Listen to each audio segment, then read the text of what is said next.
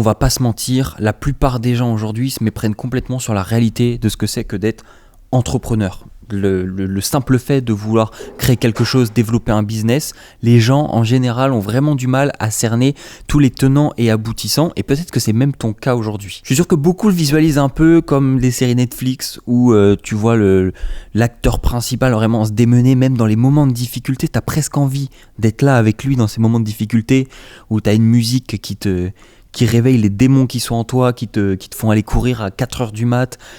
Et dans la réalité, moi me lever à 4h du mat pour aller courir sous la pluie parce que j'ai une baisse de motivation, c'est pas trop mon cas. Et pourtant, ça m'empêche pas de plutôt bien réussir. Mais du coup, Netflix, les films, ce qu'on vous fait croire sur YouTube ou peu importe où c'est, et attention, prenez pas pour argent comptant ce que je vous dis également, hein. Je ne veux pas faire partie de cette team qui vous dit que tout ce que je vais dire est vrai et de vous méfier des autres. Bah écoutez, parfois, il vaut mieux prendre un petit peu de distance sur ce qui se passe, sur ce que vous voyez, et essayer de comprendre vraiment comment ça se passe. La chose la plus difficile, c'est que c'est toi contre toi-même. On peut avoir l'impression qu'on est seul face au monde parce qu'il faut qu'on fasse plein de choses, etc. La vérité, c'est que tu te bats contre toi-même. Il n'y a personne le matin qui va me chercher, qui me dit « Hey Kylian, faut se lever là. Là, faut aller travailler, faut aller faire du business. » Personne. Et un truc aussi qui est extrêmement vrai, c'est que l'entrepreneuriat, c'est faire quasiment au quotidien des choses que tu n'aimes pas. Je déteste faire des factures, je déteste me lever le matin, donc déjà à partir de là, toutes les journées, ça commence très mal pour moi. Je déteste passer des heures à faire la même chose et à rester derrière mon PC, et pourtant, j'adore ce que je fais. Donc c'est un peu contre-intuitif, mais tout au long de votre journée, de vos journées, vous allez faire des choses qui vous plaisent pas. Donc dans cette vidéo, au travers de mon parcours et de comment est-ce que j'ai fait pour passer d'une idée dans ma tête à faire aujourd'hui entre 25 000 pour des mois à peu près standards à jusqu'à 50 000 qui a été mon mois record, comment est-ce que ça se passe? Comment est-ce que ça s'est passé? Comment est-ce que j'ai fait mon parcours? Quelles ont été les étapes que j'ai passées? Et les étapes qu'en fait je vais te raconter, ça va être les mêmes que tu vas passer dans beaucoup des cas, il y aura beaucoup de similitudes en fait entre ce que toi tu vas expérimenter, ce que mon voisin a expérimenté, ce que mon associé aujourd'hui a expérimenté et ce que tu vas vivre et ce que j'ai vécu. On va commencer avec un basique que tout le monde connaît, mais entreprendre c'est des sacrifices. Et au-delà des sacrifices que tu vas faire dans ta vie perso, c'est-à-dire peut-être moins sortir avec tes potes, moins dépenser d'argent parce que l'argent que tu vas gagner ou le peu d'argent que tu as déjà, tu vas le réinvestir dans ton business, un PC, des logiciels, ou alors tout simplement du matériel vidéo pour filmer, ou peu importe en fait le taf que tu vas faire, tu auras besoin d'investir. Il y en a, ça passe par investir dans un téléphone de vraiment bonne qualité. Aujourd'hui, on sait que les téléphones coûtent très cher. Et tout ça, c'est des sous que vous n'allez pas mettre dans le bar avec vos potes le soir quand vous allez sortir. Alors autant vous allez pouvoir le faire de temps en temps. Je suis vraiment pas partisan de frérot, va pas te payer un Starbucks parce que les 4 € que tu viens de mettre là-dedans, tu aurais dû les mettre dans ton business. Pas du tout. Par contre, au plus tu limites ces dépenses régulières, au plus c'est des sous qui au cumulé vont permettre de te faciliter le paiement d'un logiciel qui va te faciliter la vie. Moi, je vais vous donner un exemple tout simple. Dans le montage vidéo, j'ai investi dans pas mal de petits logiciels, et notamment des logiciels qui, en lui-même, il va me coûter 10 balles ici, 7 balles là, 20 balles dans un autre. Au cumulé, ça fait une petite somme. Mais si moi j'avais l'habitude de sortir tous les soirs et de mettre 20 balles dans des restos, dans des bars pour aller me boire un verre, c'est des sous que il faut que j'aille chercher en plus pour aller investir. Et au début, tu ne les as pas. Donc systématiquement, tu vas vite te rendre compte que faire des premiers sacrifices, c'est un essentiel financièrement parlant, dans les sorties, donc dans les amis que tu vas fréquenter, dans les sorties, etc. Forcément, tu vas avoir une différence. Tu peux mêler les deux, mais l'équilibre forcément sera un petit peu différent que ce que tu auras pu avoir l'habitude de faire avant. Un autre point, c'est au niveau de ton temps perso. Le temps perso, c'est le temps de travail. Ça va vite le devenir. En tout cas, si tu es vraiment passionné et que tu as vraiment envie de réussir, tu vas vite te rendre compte que quand tu es au taf et quand tu rentres chez toi, il n'y a plus de différence. Déjà, moi, quand j'étais en cours, pour faire un parallèle directement avec ce que j'ai fait, quand j'étais en cours, au tout début, alors je faisais du montage vidéo parce que j'étais en école de montage, en école de cinéma et après en école de montage effets spéciaux. Donc déjà au quotidien dans mon école j'en faisais, et en parallèle j'avais développé ma marque de vêtements. Donc quand j'étais en cours, je bossais que sur mes projets, c'est-à-dire que j'étais en cours, dès que j'avais un moment, j'avançais sur mes projets, je rentrais chez moi le soir, dans la foulée, je me mettais à bosser. Ça a même fait des débats dans mes précédentes relations. C'est vraiment, Kylian, qu'est-ce que tu fais là? On vient de rentrer, on passe un peu de temps ensemble.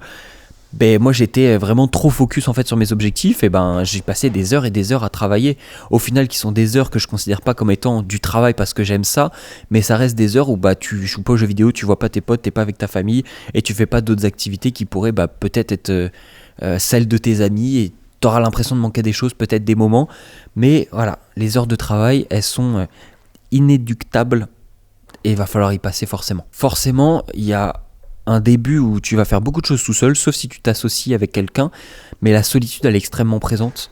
Je sais que moi je passais mes soirées en fait tout seul à mon appart, à bosser, créer mes vidéos, monter pour des clients, prospecter des clients, parce que dès le début j'ai dû prospecter, et ça pour le coup la prospection c'est hyper central dans ton business, et on en parlera d'autant plus, mais tout est une question de volume. Si tu prospectes un mec par jour et que quand t'as pas de réponse tu le relances pas, et que à un moment t'es découragé que tu prospectes plus, t'as pas de business, parce que la réalité c'est qu'à la fin du mois, faut que tu aies plus que ce que tu avais au début du mois sur ton compte en banque, ou du moins que tu aies fait rentrer des sous pour investir sur ton business.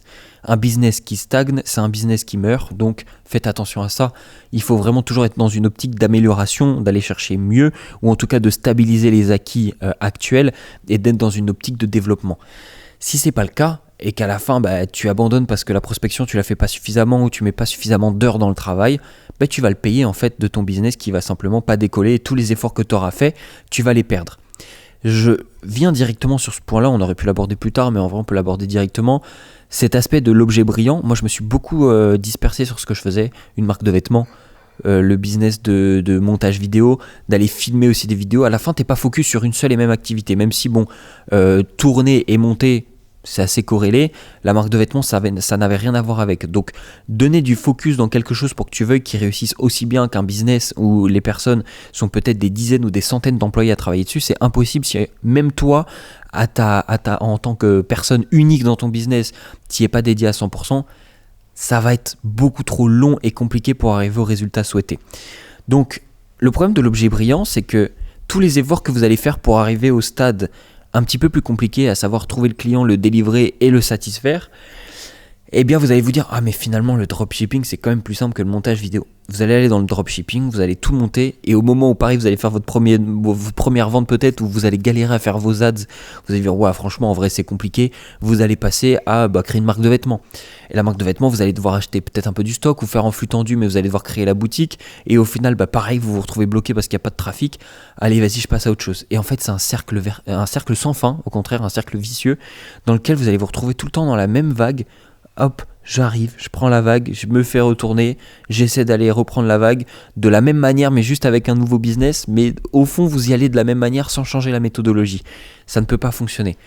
C'est comme mettre, encore une fois, comme tout le monde vous le dit, vous mettez votre GPS mais vous mettez pas de destination, ne vous attendez pas à arriver à bon port à la fin. Donc là-dessus, moi ce que je vous recommande, c'est que à partir du moment où ça commence à être dur, c'est là où ça commence à être sérieux. Comme dans le sport, il faut commencer à compter quand vous commencez à ne plus en pouvoir, quand ça commence à être dur, c'est là où ça travaille. Je suis pas coach sportif, vous pouvez critiquer autant de fois ce que vous voulez, ce que je viens de dire, il n'y a pas de souci, je m'avoue vaincu. Mais ce que je veux dire, c'est que quand vous faites quelque chose, quand c'est facile, ça coule de source. Si c'était facile, les gars, tout le monde le ferait, vraiment, hein. Et je suis pas le premier à l'avoir dit, Orelsan l'a dit avant moi et même certainement d'autres personnes avant Orelsan, mais vraiment si vous ne faites pas le travail quand ça devient compliqué, vous aurez les résultats de 99,9% des gens. C'est-à-dire, et c'est pas un mal, hein, mais c'est-à-dire un travail standard dans lequel on vous demande peu de responsabilités, ou quand vous avez des responsabilités on vous traite comme de la merde, on vous vire de votre travail pour aucune raison. Je fais une petite référence à quelqu'un que je connais bien, on sait très bien la vanne qu'on fait, mais parfois c'est lunaire ce qui se passe, et les amis, vraiment, si quand ça devient dur vous abandonnez, vous ne soyez pas étonnés que vous réussissiez pas dans ce que vous entreprenez. Moi je sais aujourd'hui que c'est super dur où j'en suis, mais que personne va arriver à me suivre là où j'en suis, et pour arriver à faire ce que je fais aujourd'hui, va falloir en chier. Donc je suis assez confiant sur le fait qu'on est tranquille pendant un petit moment, même s'il y a des gens qui bossent très dur, encore plus dur que moi. Quelque chose qui est très important, c'est de ne pas chercher à réinventer la roue. Moi c'est ce qui m'a permis de passer du coup de mon premier business où je faisais à peu près 2000 € par mois. Donc j'étais chez moi, hein, tout simplement, je faisais des montages pour des clients, j'avais mon alternance à côté, et ça m'avait permis d'avoir de la méthodologie dans mon travail, et d'aller démarcher moi mes propres clients à côté. Donc je faisais de la vidéo pour certains clients, je montais les vidéos derrière, et au cumulé j'arrivais à me dépatouiller pendant, je pense 4 à 5 années, je tournais aux alentours de 2000 € par mois, et c'était très fluctuant, mais j'avais 2000 € de stabilisé qui me permet d'être autonome, d'avoir mon propre appartement, d'avoir mon propre ordinateur, et de vivre de mes revenus à moi. Donc pendant longtemps, j'ai été là-dessus.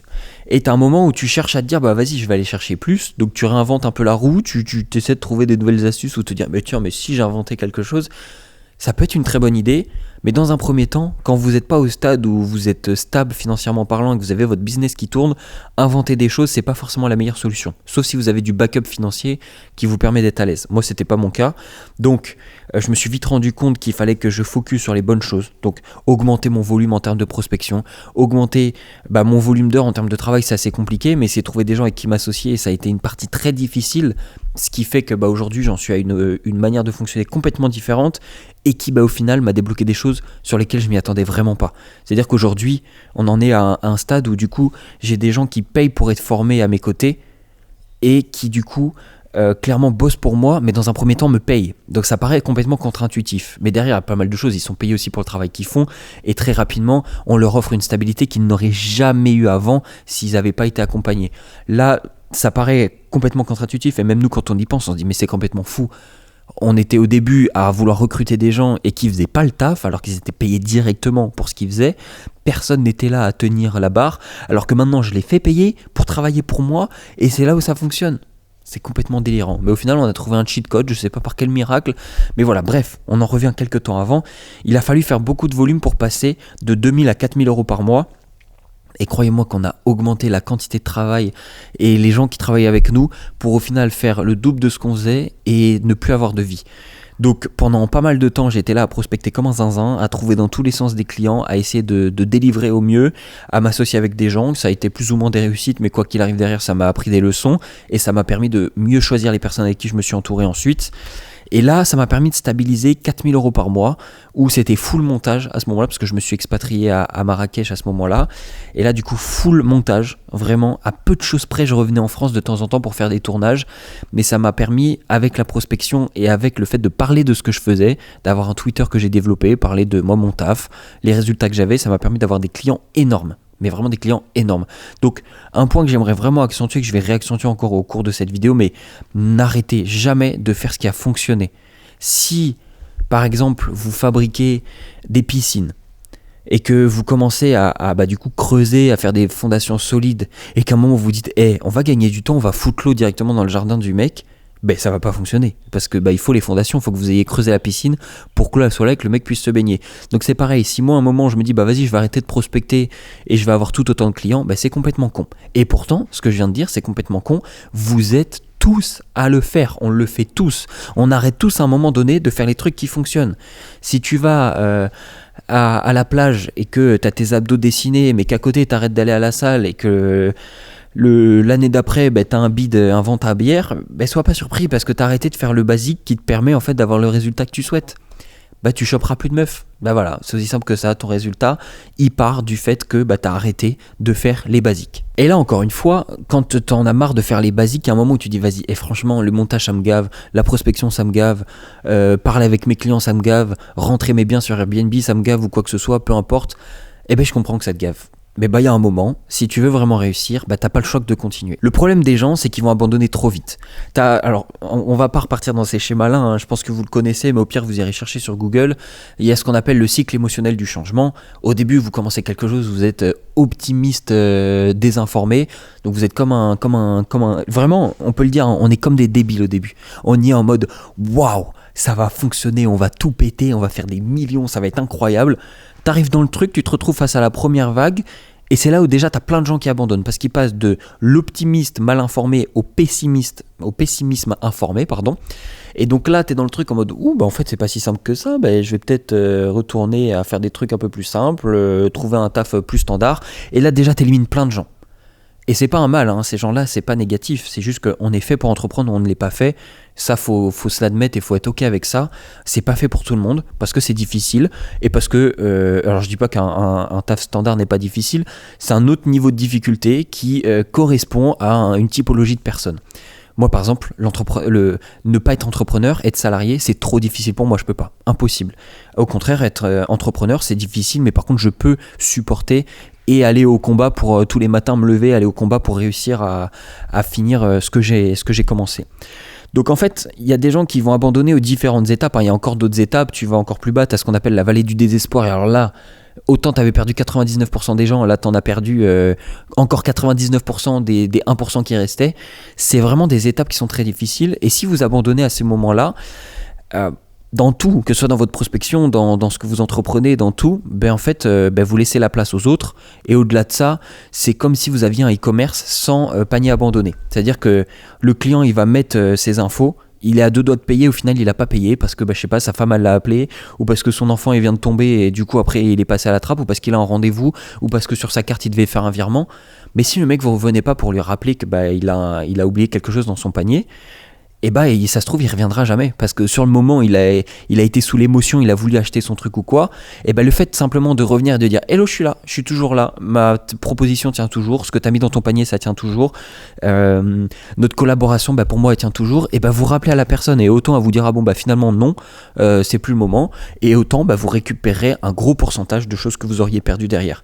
Donc quoi que vous fassiez, n'abandonnez pas trop vite. Si vraiment vous êtes et encore je pense que si je parlais de mon état mental à des gens, ils diraient que je suis en burn-out et qu'il faut que je m'arrête.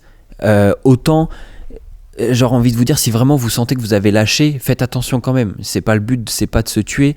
C'est un jeu infini, le business en ligne. C'est un jeu dans lequel il n'y a pas de fin. Vous serez toujours avide d'avoir plus. Vous aurez toujours plus de projets. C'est pas un mal, c'est pas à proprement parler au niveau de l'argent où vous voulez toujours plus. C'est juste que quand tu es vraiment dans le process et que tu as envie d'accomplir des choses, de faire plaisir à tes proches ou toi d'être fier de toi-même, t'as pas de fin, t'as juste envie d'y aller et tu bombardes jusqu'au bout. Et il n'y a pas de mal à ça pour moi, c'est vraiment mon cas. Et je sais m'arrêter quand il faut vraiment, c'est très rare quand je m'arrête, mais quand vraiment à un moment j'en peux plus, allez, on va se faire un petit voyage, on va profiter. J'ai fait 2 mois, il y a 2 mois j'ai fait Bali pendant 20 jours. Je fais partie des personnes en tout cas qui n'ont pas besoin de faire des vacances tous les mois ou toutes les semaines pour me sentir bien et repartir dans le travail à fond. Moi tout va bien là-dessus. Vous allez voir qu'au cours de votre parcours vous allez être amené déjà à maîtriser votre compétence de base. Moi par exemple c'est le montage vidéo. J'en profite s'il y en a qui veulent apprendre le montage vidéo, découvrir ce qu'on fait. En premier lien de description, vous pouvez réserver un appel qui n'engage à rien avec moi-même ou avec Julien, mon associé. N'hésitez surtout pas, ça vous permet de découvrir un peu ce qu'on fait plus amplement, et si ça vous intéresse de découvrir ce qu'on fait aussi. Mais voilà, vous avez cette compétence initiale qui est par exemple le montage vidéo, qui va être l'achat de biens, l'achat-revente ou peu importe. Et une fois que vous avez ça, vous allez très vite vous rendre compte que s'il y a bien une compétence au-dessus de toutes les autres que vous devez maîtriser, c'est la vente. Déjà, dans le quotidien, on se vend tout le temps. Quand vous êtes en conversation avec des gens, que vous êtes en date avec quelqu'un, quand vous voulez acheter quelque chose, on est tout le temps dans une démarche de vente, de se négocier, de se vendre soi-même en fait. Je suis client, je suis suffisamment intéressant pour que vous me prêtiez attention et je le prouve par mes vidéos. Par exemple, là, je suis en train de me vendre à vous d'une certaine manière. Ou quand, par exemple, je vais voir des amis ou quoi, je me vends comme étant toujours viable auprès de mes amis parce que je suis drôle, parce que... Bref, dans tout, vous vous vendez inconsciemment et à plus ou moins grande échelle.